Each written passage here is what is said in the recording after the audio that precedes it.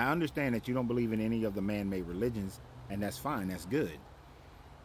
But then to jump on the side and say that there's no natural law that could explain life on Earth because of its complexity kind of makes me think you're leaning towards the whole aspect that you believe that there is some type of creator God of one of these religions, or just there's just a creative God. But you have no proof of that. You cannot prove that. There's absolutely nothing that proves that. And to say that the complexity that we see on Earth, that cannot happen through any natural law, there's no, or what is the natural law that would allow for that to happen, is a bit disingenuous to me in a sense, because you claim to have 2 scientific degrees. Now, you didn't specify what scientific degrees you have. That would be like, I have a degree in computer science. That degree is shaded more towards Microsoft networks and security. What I do not have a grasp of is programming languages and Cisco. So because I don't have those 2, I can't necessarily speak on them, right? But you didn't say exactly what your 2 scientific degrees are in. Is it biology? Is it chemistry? Is it physics? What is your scientific degree? Because you're not giving credibility just by saying I have 2 scientific degrees.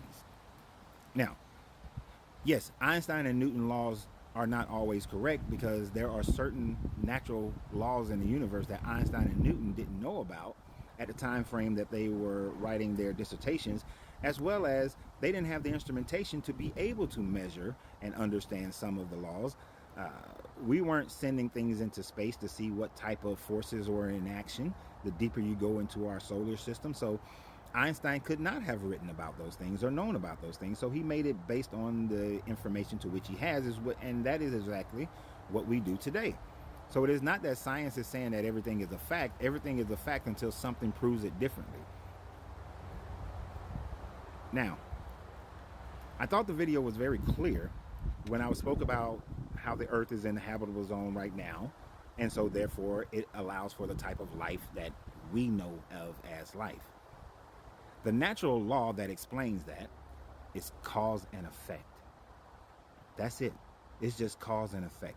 It is not a big, huge natural law that sounds all sexy and everything, but it's just a basic law. A basic law in life, a basic law in the universe, a basic law in science, a basic law in everything in existence. The law of cause and effect is always at work. It is sometimes ignored by modern day scientists because it stems from the alchemical thought process, from alchemy. But chemistry and all your other sciences come from alchemy. So this modern day science is just missing the mystical part of alchemy, and that's it. But the law of cause and effect has no mysticism within it. It simply states that for every cause there is an effect, and for every effect there is a cause.